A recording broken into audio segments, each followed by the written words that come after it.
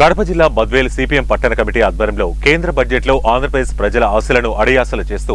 మరోసారి చేసిన ద్రోహాన్ని నిరసిస్తూ అంబేద్కర్ సర్కిల్ వద్ద నిరసన కార్యక్రమం నిర్వహించారు. ఈ సందర్భంగా సిపిఎం బద్వేల్ పట్టణ కమిటీ సభ్యుడు ముడియం చిన్ని మాట్లాడుతూ కేంద్ర బడ్జెట్లో ఆంధ్రప్రదేశ్ రాష్ట్రానికి కేంద్రం మళ్లీ మొండిచేయి చూపించిందని, ప్రత్యేక హోదా, వెనుకబడిన ప్రాంతాల అభివృద్ధి ప్యాకేజీ, విభజన హామీలను పక్కన పెట్టిందని, విభజన చట్టం ప్రకారం వచ్చిన ఏ జాతీయ విద్యా సంస్థకు నిధులు కేటాయించలేదని, విశాఖ రైల్వే జోన్,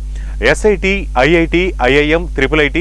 ఐఐఎస్ఈఆర్, గిరిజన university, central university, Dugarajapatnam port, Kadapa steel plant, Visakha metro, AIIMS, వెనుకబడిన జిల్లాల అభివృద్ధి నిధులు, రాజధాని నిర్మాణానికి నిధులు ఊసేలేదని, రాజధాని నిర్మాణానికి గతంలో ప్రకటించిన ప్రపంచ బ్యాంకు రుణాన్నే పదే పదే ప్రస్తావించారు తప్ప కొత్తగా కేటాయింపు లేదని, గత బడ్జెట్లో రాయలసీమ, ఉత్తరాంధ్ర, ప్రకాశం జిల్లాలను వెనుకబడిన ప్రాంతాలుగా గుర్తించిన ఒక్క పైసా నిధులు కేటాయించలేదని, ఈ బడ్జెట్లో వాటి ఊసు కూడా ప్రస్తావించలేదని, రాష్ట్ర ప్రభుత్వ విజ్ఞప్తులను కూడా కేంద్ర ప్రభుత్వం పూర్తిగా విస్మరించిందని, పేదల సంక్షేమానికి కేటాయింపుల్లో తీవ్రంగా కోత విధించారని, ఉద్యోగం, కార్మికుల సంక్షేమంపై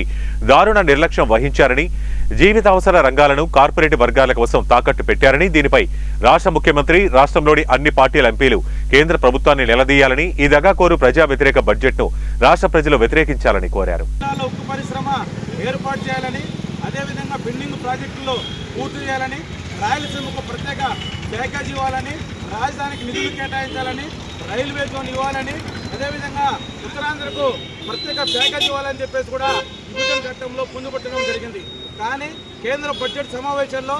ఆంధ్రప్రదేశ్కు నిధులు కేటాయించకపోవడం చాలా దుర్మార్గమైనటువంటి విషయం. దీన్ని భారత కమ్యూనిస్టు పార్టీ, మార్క్సిస్ట్ పార్టీగా దీన్ని వ్యతిరేకిస్తున్నాం. ఇప్పటికైనా ఆంధ్రప్రదేశ్ ఎంపీలు కేంద్ర ప్రభుత్వంపై ఒత్తిడి తీసుకురావాలా, తక్షణమే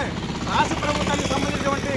రాష్ట్రానికి రావాల్సినటువంటి నిధులు కానీ, నిఖర జలాలు కానీ బడ్జెట్ పైన పోరాటాలు చేయాల్సిన అవసరం ఎంతైనా ఉందని చెప్పేసి కూడా తెలియజేస్తున్నాం. అదేవిధంగా కడప జిల్లాలో ఉక్కు పరిశ్రమ పూర్తయితే ప్రత్యక్షంగా, పరోక్షంగా 1,00,000 మంది నిరుద్యోగులకు ఉద్యోగ అవకాశాలు ఉన్నాయి. అదేవిధంగా రాయలసీమ వెనుకబడితనం ఈరోజు పెండింగ్ ప్రాజెక్టులను